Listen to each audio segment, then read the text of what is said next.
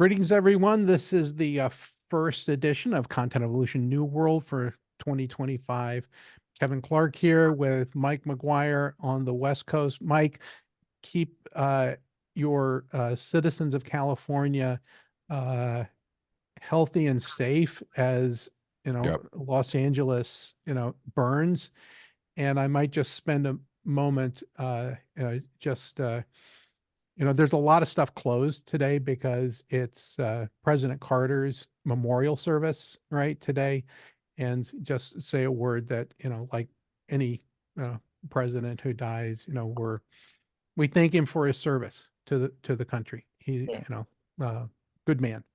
So with that, we're going to talk about Tim Bajarin's 50th journey to the Consumer Electronics Show, Tim, and what you saw, the panel that you hosted on ARXR, and other gifts that you want to share with us. So I'm going to turn it over to you. Yeah.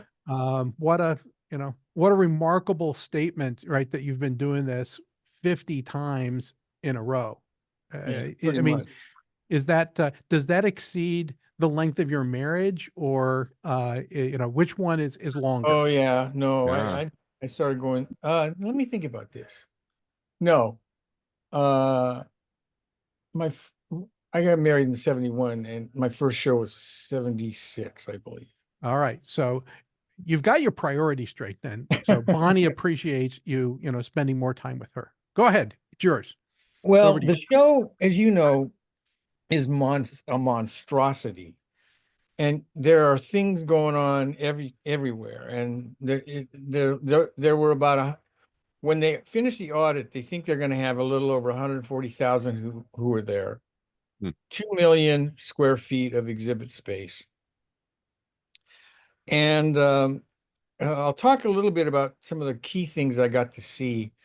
But I think we talked about this, or I mentioned, but I oversaw and was involved with two particular panels. One was the first one was XR and smart glasses, what the future of that hardware. And then my colleague and I, Barton, did one on the value proposition, how to bring value to the XR, and it was an enterprise. And we were very pleased to have Dr. Harvey Castro on that panel, along with someone from Honda and a top exec. He's actually on the board of Siemens on that particular panel. I'll talk to you a little bit about that because the Honda woman was really incredible.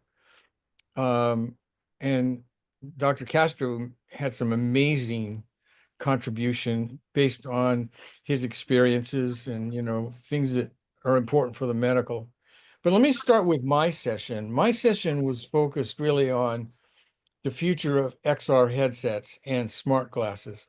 And if you follow some of the news out of CES, you'll probably know that at least 8 to 10 new smart glasses were introduced. That was actually kind of a big theme at the show. So on my panel was Jason McQuiggan from Lenovo, Kelly from Meta, and Scott Myers from Snap. I think what was most important from this particular panel, even though we did get into VR headsets and kind of where they are and where they're going, and and the fact that Quest is adding new features all the time, we spent a little more time on this particular topic of smart glasses and where they are, where they're going, etc. And it's very interesting because the more you look at that space, and Jason McQuiggan from Lenovo pointed this out, is that you can actually see a pattern, not only here at CES, but what's going on in the industry, where there's an immense amount of work into creating the next generation smart glasses that not only have, take pictures and give you AI, but for example, Kelly was telling us, even in the Meta Ray-Bans that they have now, they're finishing a program that's being tested with some of their insiders to do translation.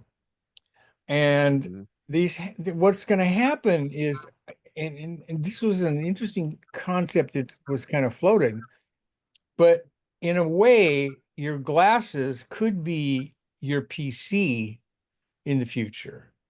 Um, you're going to be able to do a lot of the material, the material or information is going to come to you on demand.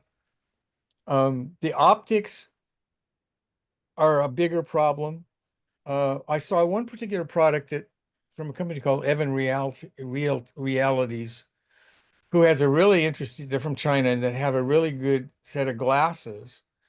And the lenses actually give you the data as it does. And I was meeting with the CEO, who's Chinese, and he's speaking in Chinese, and I'm seeing exactly what he says in English on the screen. I'm going to write about this a little bit in the next couple of weeks because I actually think the translation thing is going to open up a world of exploration for a lot of people that doesn't exist today. Um, the other part of what I think came out of that particular session was how important it is that the industry is continuing to evolve. And while they didn't make this comparison, the panel very specifically, and because they are so, all of them are involved in creating next generation smart glasses, is they said that 2025 is really going to be another growth experiential period. Meta is going to add more features to the Meta Ray-Bans. Um, uh, we talked about the Android XR OS that Google has introduced just for headsets, XR headsets, and smart glasses. And so you're going to see a lot of things going on in this area. And then Kelly, I asked Kelly specifically if you follow the notes from or the news from Meta, they have a smart glass prototype in the works called um, Orion, and they announced it in June with a 3-year time frame. She hinted that things are going along pretty well in the design of that, and that may actually come out a bit earlier.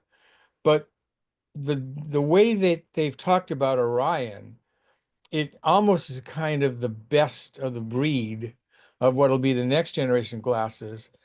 On the other hand, I actually believe that Apple's going to have their glasses out by the end of 26 as well.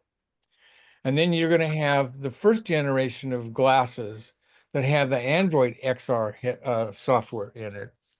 And I think you're going to end up with 3 platform battles: the Meta Horizon, the Apple iOS ecosystem and architecture, and then Android XR.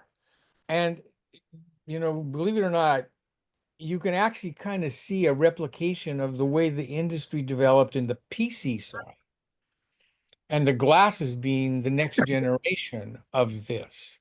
Now, whether they're right or not, I don't know. As I pointed out in my commentary, that we're early. The 2025 is going to be more exploratory. The optics are still going to be a problem to get the lenses correct, and so you can see the data in front of you without obstruction and etc. But it was a fascinating discussion. It was interesting too because we had standing room only in the audience. They had to turn people away. The interest was so high. Yep. So you can expect, I think, and this is a space to really, really watch in the area of development in this particular year, because smart glasses is going to come away. You're going to see a lot of commentary when they do the wrap up of the show that smart glasses was one of the big highlights. And the other thing is the fact that we're kind of in the process now of setting up the battle range. It'll be Apple, Google XR, or the Android XR, which, by the way, Samsung's are going to adopt, Lenovo's are going to adopt, and I forgot who the other one is. Another big company is going to adopt it. So you're going to have a battle, and then again, this is kind of a weird statement by all these people in general, and it's self-promoting. But the idea is that the glasses become your next PC. Um, on the second panel, that was really exceptional was on the role of XR and especially video headsets or XR headsets Hmm. in enterprise. And we had Peter Korka from Siemens, who's the guy that championed the whole integration of XR into Siemens like 4 years ago. And Siemens actually built their entire this new factory that they just opened this year in Germany. They did the entire thing in XR in design, built it as a digital twin, and then used that as the framework to and put the real world thing in place. And Peter was very consistent with saying that, um, the whole concept of digital twins and how the XR headsets can be used in enterprise for training and all these other things, they're there now. People are doing it now. And then the gal from Honda, and this was fascinating, she pointed out that Honda now is doing all of their designs using the Apple Vision Pro. They spec it, they build it, they do a digital twin before it ever goes to the next level. And then Dr. Castro, uh, Barton asked him multiple times, things about how this will impact um, the medical community, and he shared various examples, of course, of how it can be used in emergency rooms, how it's going to be in surgery. But he's pretty much his big emphasis was, and I believe he's 100% correct, is that the whole concept of what's going to go on with both XR and VR and smart glasses is going to have a dramatic impact on the health community going forward. And I believe that what you're going to see now um, is less of a skepticism over the metaverse and more of a reality of these kind of headsets now really becoming viable tools not only in enterprise, but as the smart glasses get smarter and people get used to using them, you're really seeing a kind of a shift where the concept of VR, AR, and XR is getting ready to really explode. I don't think we'll have any major developments this year, although I did see some optics. For example, Halliday was showing a optic screen that basically was not, it uses it as a waveguide, but you couldn't see the waveguide. It was really interesting. Anyway, the bottom line is those two sessions went really well. Then I went on the show floor and spent a lot of time kind of as much as I could. I had a lot of meetings, so it messed me up a little bit. But there's a couple products I want to point out that was really fascinating. One was Lenovo's rollable laptop. This is groundbreaking. When you the laptop itself, when you open it, it has a 14-inch screen. But when you open it up, hit a button, it has a rollable screen. It raises up to give you a 16.2-inch screen. And it's really beautiful. It's if you get a chance to see any promos on it, because it was written up a couple of times. But that rollable laptop, I think, is a precursor of some really new designs in laptops going forward. I mean, I've seen rollable screens from most of the makers for about 5 years, but this is the first one that's going to be implemented, and actually it will ship, I believe, in end of March, early April. They're going to be pricey. I think right now Lenovo said that it's going to be priced somewhere between 3,000 3,500. But if you're a creator and a writer, especially, I mean, I was looking at a demo where when you went to 16 inches, I could have like two big web browsers, um, going on simultaneously, and I could use it in the sense of an external monitor. If you're a creator and if you're a writer, especially, where you're going to be editing the entire documents, a 16-inch portrait is really valuable. Um, and then the other thing that's kind of interesting, and again, I didn't get to all the show, but the whole issue of wearable health, that was a big theme. When you went over to the Venetian, what used to be the Sands Expo, now it's called the Venetian Expo, there were like 8 or 9 new companies doing everything from smart rings to smart attachables. Um, there was one company, and I can't remember the name of it right now, but it allows you. It has this little dot that can connect to your brain, and you can set it. You can literally apply it here, and it's recording brain waves and giving you information about the mental state, etc. A lot of experimental stuff. The two rings that I was really interested in was one from Ringcon, Ringcon, they claim with their ring that you can actually detect sleep apnea. So you're kind of seeing the role of the ring becoming a vehicle for testing not only sleep as we do now and recording it, but even something like a significant issue like sleep apnea. Uh, and then the other thing that I'll end with, and then we can open up the discussion. But when you're at the show, the world, I mean, every booth you go to had something related to artificial intelligence. That was the big buzzword. But it's all being completely, done very differently.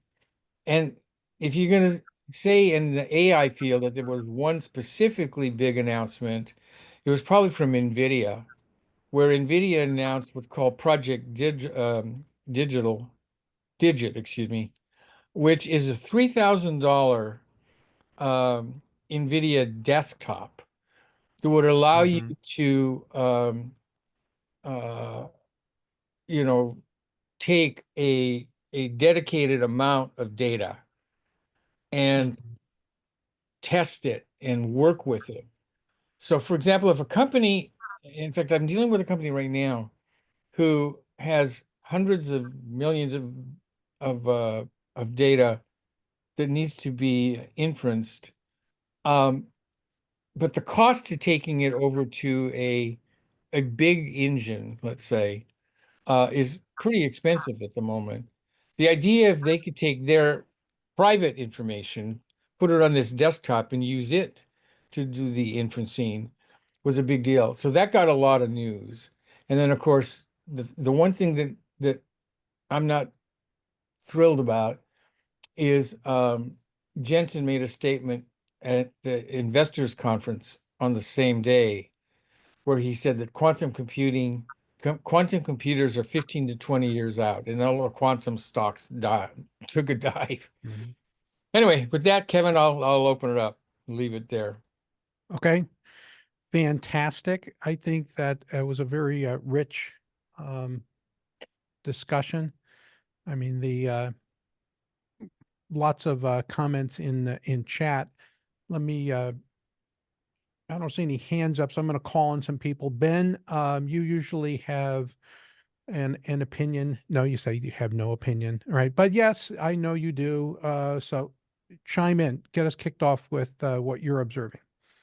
Yeah, I agree with the notion on the glasses as a wearable asset. And I think about the personal area network. We look at one artifact, but it's really the network of artifacts that probably will survive over time. So it's Mm, your glasses, what's on your wrist, what's your sensors in your feet that measure your gait and measure your stance and other things like that in concert. So I don't think we should look to quote packing and shifting everything over to one artifact, but clearly the glasses will emerge. I'm curious about Orion, how fast Orion will emerge there as well. yeah. Uh, I mean, NASA helped us with a lot of clothing that has sensors in it so that the inner layer of garments is, connecting to, telemetry that the ground people can pay attention to, without having to actually affix something that's adhesive. So that's been widely adopted by the Olympics people for athlete training, and it will be coming to a store near you, right? Either, wearable sensors in the clothing, shoes, it should be that should be pretty close, right? In terms of personal air, network connectivity. That should be really close. Yeah, let's comment when we look beyond the individual personal environment. We've got a personal area network, the things you're wearing, the things that are near you, Hmm. and then as we move in from space to space, you're enacting other networks. You move into your house, into your car, and into an elevator, and into a retail shop. That we're a new stage, a new whole level of engagement of enacted in ecosystem. Yeah, I would just point out that if you're concerned about, privacy and transmission of information, that uh, contact with human skin, that you become the medium of data exchange, right? Mhm. You got plenty of water and salt, okay, so that you're a really good conductor, and you can do the microtransmissions across the networks for anything that is touching you, and does not require a lot of power, right, to move it from point A to point B, and it keeps it pretty private. So those are all things that were demonstrated. The first time I saw that was at MIT Media Lab almost 25 years ago. So anyway, Doug Hoolan has his hand up. Doug, join us. Yeah, so my question is, what product do you think that you saw at CES will make the most impact to your life or to society in the next by the next CES? Well, I actually think the um, some of the glasses that are out right now can already do that. I mean, the Wayfarer has changed completely how I take pictures when I'm walking around or doing things. I mean, the fact that, I mean, I literally just do that in the picture. Whereas, normally I have to pull out my iPhone and, do whatever I've got to do that. Um, the fact that the newest software that Meta has with the Wayfarers also has AI. So I can ask it AI related questions and it comes back to me instantly. Um, I do think, and in fact, it's funny you asked that because at the end, I asked every one of them, what will things be like when we get back here next year, a Mhm. year from now? And they all pretty much basically said the same thing. We're in the process of still building and experimenting and creating and innovating. But they all felt pretty much, and except for Scott Myers from Snap, who really does have already a solid existing platform base, a lot of apps, etc. But both Lenovo and Meta was very clear that they thought that this year was going to be still more experimentation, innovation, and 26 could be probably the breakout year where we start seeing Mhm. this all gel. And they may be right. Typical of any of these type of new categories you know, Apple tends to be late, but eventually dominate the space. And Meta has a great lead. Android XR is going to be something like Android is today, the third option. But you know, you could see the fact that this is kind of moving in this direction to where we need better optics, we need better battery life. I mean, all of these things are still somewhat have to be in the you know, work with a smartphone. You're not doing it because you can't really the kind of things you need to power these headsets, both in the way of battery and next generation imaging. You know, if you look at, for example, the Snap glasses, they're huge with these big little things on the side. Right. You really need glasses that look like glasses so you don't walk around. In fact, one of the things that I have a picture of me on the panel wearing the Wayfarer glasses, and when I saw that picture, I go, "Crap, I look like a nerd." You know, I did not. I had to take them off actually through the rest of the thing. But anyway, the bottom line is, I think by next time this year, we'll see some pretty significant developments in smart glasses. All right. That's great. One question about the smart glasses, like I have, you know, I need to wear glasses. Yeah. You know, and so prescriptions is a barrier for me, right? Do I Mm-hmm. make the extra investment, pay a couple $100 more for the optics for my glasses? So any thoughts on, is there solutions to optics other than Well, having not on the heavy RX, investment? not on the RX side. In fact, Kelly brought this up really clearly. She said, you, for those who need the, you know, even at my age, Prescriptions? I'm lucky Yeah. to have fairly good eyesight. But if you really need prescriptions, you can't get around that. You're going to have to do that. And she was wearing gradient, um,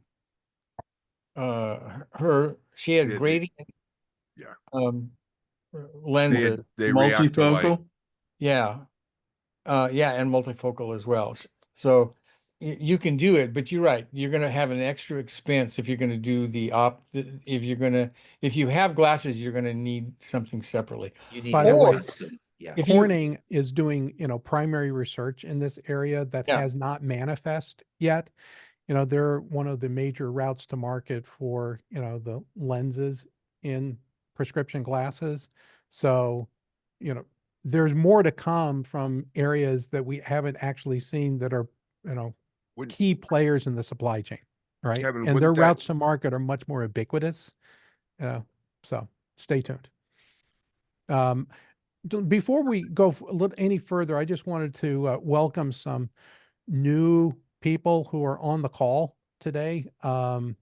Felix, you're new by one call, but we're delighted that you're joining us. I see Scott Corwer with us. Scott, delighted to have you with us, and Dan Cool. We're delighted that you've joined us. I think most everyone else is fairly regular for our episodes, so we're glad to have our new members with us. And Mike, over to you. Your question. Well, as somebody who does have to wear glasses, I was going to ask Tim or anybody else on the call who was like me, probably following some of the news. Tim, I think getting the lens grounded is, yes, that's obviously going to add cost, but for years there have been those, typically they were, polarized lenses that regular glass users could affix to their glasses. That would seem to be the cheaper way around this, rather than having to get a ground set every time, is being able to get an adaptable set. I was wondering if that was discussed, or if that actually might not work for any number of technical reasons. in talking to all the smart glass people, that has not come up at all yet. It doesn't mean that there's not thought about it. They just have never, I've not heard anything where they brought that up.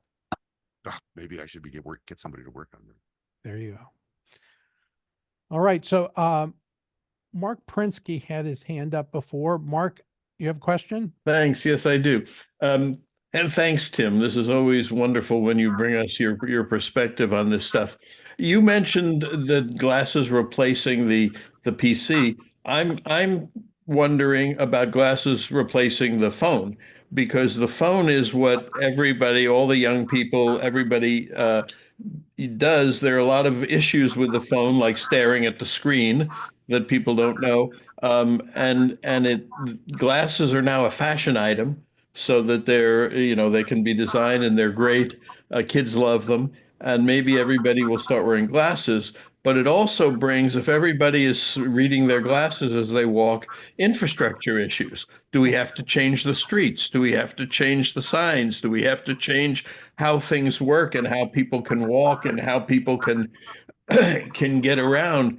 Has there been discussion about that? Meta has two or three projects going on that. They've not declared anything yet, but they're aware of that. I mean, one of the things about for example, the Meta Ray-Bans, if you're using them, you activate that. It doesn't, again, we don't have the visuals on a Meta Ray-Ban yet. But um, the question you have is pretty interesting to me, in that the smartphone at the moment is the brains of the smart glasses. And because of what I brought up earlier, you know, trying to build extra battery and, other things, that the Bluetooth and all this other stuff, which is a drain. Because one of the thing about these glasses, like for example, my Meta Ray-Bans, I can charge them, and if I'm not using them, with a lot of pictures and etc., it'll last most of the day. But if you're going to be using it as your main screen or always getting information, you know, unless you build, the battery packs into the glasses, it's going to be a tough way to do this. So there's a couple of thoughts about this particular thing, to where certain models are going to continue to be tethered. So for example, X-Real, I don't know if you've used it yet, but X-Real is a great headset, not necessarily smart glasses, but it's really more for entertainment. I use it on an airplane when and I hook it to my iPad, and I watch, a movie or my video on with actually the original model I had is a 100-inch screen. It looks like a 100-inch screen. Now the way the new one is, because of the resolution, they can go up to what looks like a 500-inch screen. But just the broad, and in gaming, that's actually a pretty big deal too. Um, so there's the question of, do you also use the tethering model? And then where Meta's going with Orion is they're trying to build more and more of the stuff into the headset itself. And so my son got to test the Orion, um, and it's pretty bulky at the moment. So the question is how much they can make that slimmer, lighter, all of the things that they're going to do. The good news is the technology industry does really well with miniaturization, and I think that they're going to continue down that path. As far as replacing the PC, I think the metaphor is wrong. I think the real question is, you're right, is it going to replace the smartphone? And that's way too early to tell, because in some models, the smartphone's important. And even in the things that I'm testing today, every one of them gets its feedback from the smartphone through a Bluetooth connection. Right. So I don't know if it'll will I the metaphor for the PC has more to do with a platform. We have Windows, a Mac, etc. And that's where this battle is going to be fought here, where I think it's going to be Meta's Horizon, Apple's whatever their iOS XRs are going to be, and then Android XR. How they're deployed is going to be very different, but all you can tell that they're all moving towards a mobile version of computing. And initially there was thinking, of course, that it could be Apple's Vision Pro actually gives you kind of a vision of what that might be, but you're not going to walk around with a Vision Pro. The That's right. holy grail. And when I first talked to Tim Cook about this in 2017, he was very clear that he thought Apple's biggest contribution is going to be what they do in AR glasses. So and you can understand that they already have been thinking about this for a long time. And they just don't have the technology yet to give you what Apple would consider an Apple branded product Right. in the smart glasses range. Yeah. I But mean, it's not it's not a good way to think about um, this to say that everyone will move to X, okay, meaning, an interaction, modality, because there will continue to be multiple ways to interact with information, right? And the one that happens after you wear, the glasses, right, is the environment starts interacting with you, that you have a smart environment, right? Because you're in a, highly, interactive space, and, that's going to happen, right? Not a lot of investment is taking place in that at the moment, but it will, that's what's going to happen next is, that the people who are working in less smart environments will continue to have devices, right? And like Ithiel Desala Poole said in Technologies of Freedom, you simply are moving one to a different purpose. When you know, go from newspapers to radio, newspapers take on a different role. When radio, is challenged with television, radio takes on a different role, and we keep on going forward. This will continue, right? So just think about modalities of use. Yes, yes, and if I can add, the phone has been essentially our R2D, our C3PO. It's what translates everything into the world that we have, and it's been awkward because we have to hold it in our hands and put it in this thing, and it has really held us back. I suspect that as this stuff becomes something that is much wearable and much more easily used than a brick that the phone is now, that this is going to make that it is going to be something that is a unique, maybe in lots of variations and with lots of features, but really a big shift that people, Well, especially young people, will take on. there's no question about that. I'm just saying that Good. it will be more affordable in some places on the planet than others. And, in places that are low income, they're going to continue to navigate, with the thing in your hand as opposed to the wearables until it cascades into price points that, Yeah, make it affordable. So, yeah, I'm just saying it has their technology ramifications, their economic ramifications, and there are, um, interaction choice issues that are going to come to play. agreed. Who else has some thoughts, questions for Tim and what he navigated at CES?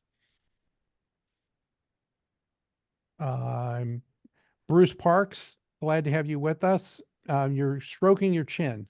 What are you thinking about this one? Well, I'm just thinking about the last time I went to CES was quite a few years ago, but I was just overwhelmed by what I saw, and I guess the totality is understanding where all of the technology is going, and I think that Tim's done a great job of giving us some Yeah. very great insight as to where that's going. So thank you, Tim. You're welcome. Yeah. Can I Felix, can I go just ahead, add Tim. one thing about a theme? If I was going to walk away from this year's show, as I Mhm. mentioned, there was AI everywhere, Mhm. but it translated into smart TVs, smart rings, Right. smart wearables, smart. If you're going to underline the theme of this year's show, it's smart, because AI. You can imagine, of course, that everything is going to have some kind of an AI connection. But how that's translated is in reality giving a device some form of intelligence, which is why when you walk around, you'll see the banners at the booth, smart rings, smart, television. In fact, the television sections were phenomenal, by the way. If you've ever been to CES, the area that you really want to start with is all the new televisions and all of the audio and video stuff because it'll blow your mind. But now, all of the TVs that are out now are smart TV, Yep. and they're gonna and there were a couple who were showing what you would call an AI TV, where you can ask, they'll have a chat GPT thing, and you can talk to the TV, and it's going to give you information. That's early stages, but they're thinking that through. But again, if there was one particular theme that translates to what I saw and across the board is whatever device you have, and it's going to have an AI connection, it's translated as a smart device. And that's an important way to think about where the industry is going, because we as a technology industry, and again, I've been in the nuts and bolts parts for most of my life, but where you actually see it at a top level is, and Mark, this would be a good question for you, but this younger generation, everything they have is branded smart in one form or another. They want smart devices. I- Sometimes they want it because they want shortcuts, but Well, yeah, I'm but not sure. I think that's they an want, interesting discussion, Tim. Is do they? I don't think they think of that the word smart blows right by them. Well, These are here's the way. As Mark has said, Oh, go ahead. they grew up in a lot of these capabilities, maybe not the farthest now or the most extreme we see. The kind of ability to, visualize that town their parents are driving them to is no longer looking at a paper map. They've been looking at their phones for I I think wonder, I what don't know that they say that smart means the same thing to them as it does to us. I think that smart The- is a shorthand for I can interact with it, right? And that it has more, intelligence than I would have expected in the past, uh, in that interaction. So, there's I've often interaction with the said device coming near you. Go ahead, Mark. I've often said that that AI is misnamed. I call it MI, missing intelligence. Essentially, it's the intelligence that this generation and that humans expect from lots of things that we weren't able to build in before because we didn't have it. Now we have this kind of thing, and that's why it's an extension of humans. It's just missing intelligence. And when you say smart, you're saying, well, now we're able to add all the kinds of intelligence and interactions with the world and everything else that people are starting to expect. Yeah, I think that's there's truth there. All right, that I remember the video where there was a child walking up to a standard television set and expecting, that, by putting their hand on it, that something was going to happen, and nothing happened, and they were freaked out in the video. Um, Felix, I wanted to tap in for a second because you joined us recently on a call about safety and security, which is your bread and butter. As these interactions increase, right? And there's so much more to pay attention to. What does this do, to our ability to actually understand what we need to pay attention to, right? In other words, that head on a swivel thing that you left us with a couple of, how does that happen when there are so many inputs coming in all at once? How do you, exercise discernment from your perspective? Well, Kevin, we happen to connect over machine learning. So there's always an opportunity for connection. And Harvey and I were just talking about the eyeglass applications. I no longer, if you think about it, have to walk around with a laptop. If it ever gets to a point where my glasses can't transmit information to my draft report, or to my client in terms of an Mhm. immediate need for a corrective measure to resolve an existing security vulnerability. So I am limited in appreciating where you guys are coming from, but I can appreciate the utility of the innovation. So from a security standpoint, even from a law enforcement standpoint, it is limitless in terms of the imagination of how this stuff can be used just through a surveillance, immediately Mhm. sending the information right back to, the monitoring surveillance units. Is incredible. So I leave it up to the imaginative application of our minds to conceive the value that could be derived from this stuff, Kevin. And I'm happy to be here just to be a I'm small part of this. yeah, I'm thinking that if you were in a well instrumented environment, that had a lot of sensors and cameras and so on and so forth, and you had these glasses and had the permissions, that you'd have a lot more situational awareness than Yeah. you would have just as a normal human being, right? And Okay. therefore, um, potentially safer, right? Yeah. Because you could, tap into stuff that was extra sensory to what you could possibly either Yeah. see or hear or smell or otherwise. Although it's hard to imagine that any machine can smell better than we are, because our olfactory sense is pretty much a miracle, right? In terms of its Oh, that machine exists. precision. It's called a dog. Yeah. Yeah, that's true, but that's not a machine, right? So Suzanne, you were shaking your head. Kevin? Any No, thoughts you want to share? well, you just stole my thunder, because I was going to say this is really going to transform situational awareness, and the market for that is huge. And you figure when you combine it with different AI technologies, like for example, Hume. Could you imagine having that downloaded on your glasses, and every person you interact with, you'll get a read? I mean, about, if they're telling you the truth, if you can trust them, if you're safe. I mean, it's just amazing. This is a really good. I mean, I very much suspect that the clandestine agencies Yeah. are doing R&D on this as we speak. So Well, Kevin, I have no specific read into that, but Yeah. I And Harvey suspect that's the case. he owns a set of glasses. Harvey, you need to talk. Okay. Tim, you were going to say something, then went on to Doug. well, just in the follow-up to that, there is a significant negative piece here. The guy that ran over those people in New Orleans, he used the Wayfarer glasses to scope out the entire area before he made his decision and determined where he was going to run his truck. And that's really a scary thought too, is that I mean, we are looking at the value proposition in a positive sense. Got to be thinking about it in the negative sense.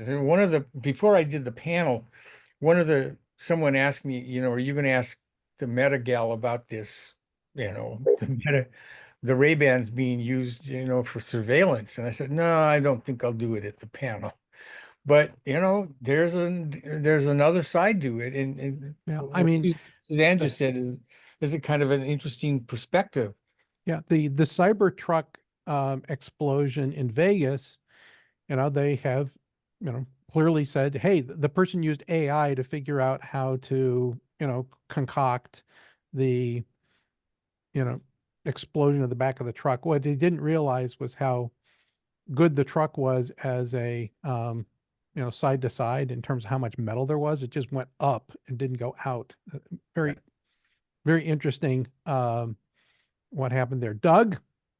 Yeah, a couple comments. The reason I like Apple Intelligence, even though right now it's struggling, is because it's not collecting my data, right? It's not trying to resell it.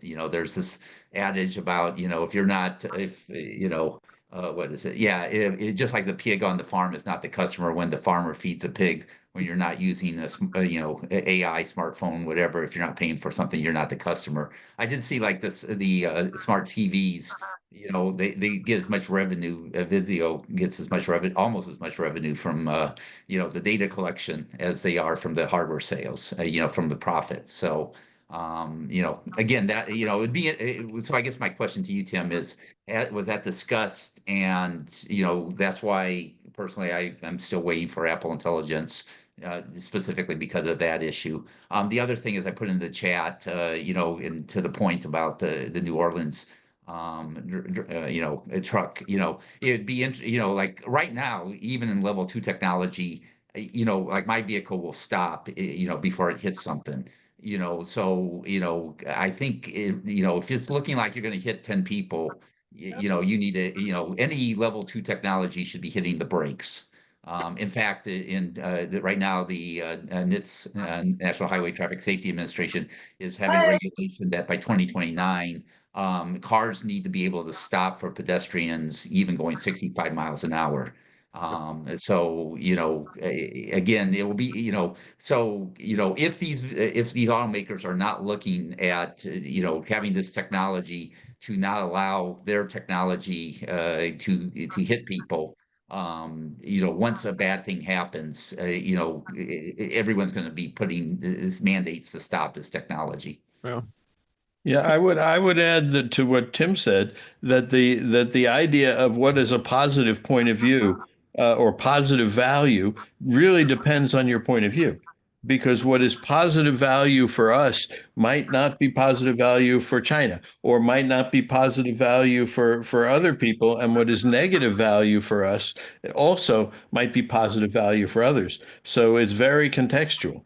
Yeah, yeah, Yep. we know that. And cultural diffusion, adoption, and barriers are uh, much more an issue than what the technology has a capability of doing. It's whether it'll get used, right? That big barriers there. I Whether also and wanted to how. welcome Lynn Wells. All right, Lynn, you're relatively new to the call, so glad to have you with us. Thank you. We're coming up to the top of the hour. Mike, you want to give us a summary from your point of view about what you heard from Tim, and then we'll give Tim the last word. Harvey, I see your hand up, so before we go to Mike, let's go to Harvey. Harvey, jump in. Great. I just wanted to say quickly, thank you, everybody. Thank you for the opportunity and great discussion and big picture. It's true. The future is what we make it. So if we're the leaders, if we're thinking of how we want to do it, we will be the thought leaders and we will create that product. We will create that vision. So I just wanted to say that real quick. Thanks, Harvey. And I know that you got a lot of praise from Tim. You get a lot of praise from all of us for the things that you do. You just started, before we go to Mike, you just started something new. Didn't you just start a new role? What is it? Yeah, a company that has a contract with NASA is working with Mission Mars. They have a consumer side, and I'm an advisor for them. And next week I'll be in NASA headquarters and working with this company on a couple of projects. So I'm really stoked about it. And it's all VR, AR, mixed reality. So I'm really, really stoked about this kind of stuff. Well, all of the ThinkPads I put up on the space shuttle and are still operational on the International Space Station as mission tools. I'm glad that the next generation of tools are coming into existence. That's fantastic because the new stuff doesn't weigh as much as a ThinkPad. They were very concerned about how much ThinkPads weighed, boosting them up. They weigh nothing once they're up there. You hold them on the walls with Velcro. They still have mass. They still have mass. And Mike, your thoughts? Well, I think, thank you again all for joining, but particularly Tim, thank you for taking the time, especially just, the day after returning from that flight. And I think we all know how draining that is. So thank you. And I think, it's the next year is visual, right? We're going to be looking at this discussions around glasses. I think Tim only mentioned it briefly, but the coverage I was seeing was, going into great detail about some of the OLED displays. And I think more importantly, Tim, I think you captured my thoughts or feelings about AI, having been playing with a lot of these tools now for a couple of years. The way what you described in that last phase of the discussion, where yes, AI was there, it wasn't the subject of everything at the show, but in the way you describe it as an addition to, an enabler of some of these capabilities with these devices and extending their capabilities, I think is, probably the next 4 or 5 years, the real value we're going to get out of AI. Not as far as, it's doing some groundbreaking things now, but how it extends the capabilities of us as individuals, as well as some of these devices, to create better experiences and exchanges. I think that's probably the best description from you, that I think the way for us to be thinking about AI right now for the next couple of years. So thank you for that. Back to you, Kevin. No, over to Tim, your last words. And again, thanks for joining day after CES. And as always, your leadership in the industry with creative strategies and your team. You always bring value to our conversations, and we appreciate it. You have the last word, sir. I have a mic bomb. Tim, finish it up, but also, did you see the iDrive from BMW? And now please close this out. I only saw it from afar. I read about it. Unfortunately, what BMW does, they take a big area out by the street, actually. They build an actual building, and to get in to see it is like a 2-hour wait to do the demos. But anyway, what did the iDrive do? Sorry. It's the new Intel AI enabled display on future generations of BMW cars. It's the interface that caused BMW to have to train the new owners in the first generation for several hours before they give you the keys, right? So from a user interface point of view, it was like, hey, you're going to learn to drive a fighter aircraft, right? So you need, I think it's not like I drive. No, that's we drive, right? And you have to learn the way that we want you to drive. Tim, over to you again. Well, I'll just say that as I pointed out, I do think we're on the verge of some pretty interesting things with smart glasses, AI integration. Barton and I have a website that it used to be called the Metaverse Resource Center, and we just renamed it the AI Spatial Resource Center. You can find it at ismguide.com. But we've got hundreds and hundreds of case studies of how companies are using VR and AR today. And we've added a lot of AI material over the last 6 months. And, the more we study it, the more we research it, the more we really do believe that the vision that Zuckerberg gave us, 2 or 3 years ago at the metaverse is shifted completely to this concept of spatial and immersive. And you're going to get it in various forms. But it does appear that the one that probably is going to have the greatest consumer impact is going to be smart glasses. Very good, Tim. And thanks everyone for being with us for the first Content Evolution New World Call of the year. And everything you do, be intentional and ask better questions. We'll talk to you next week. Cheers. Thanks, everyone.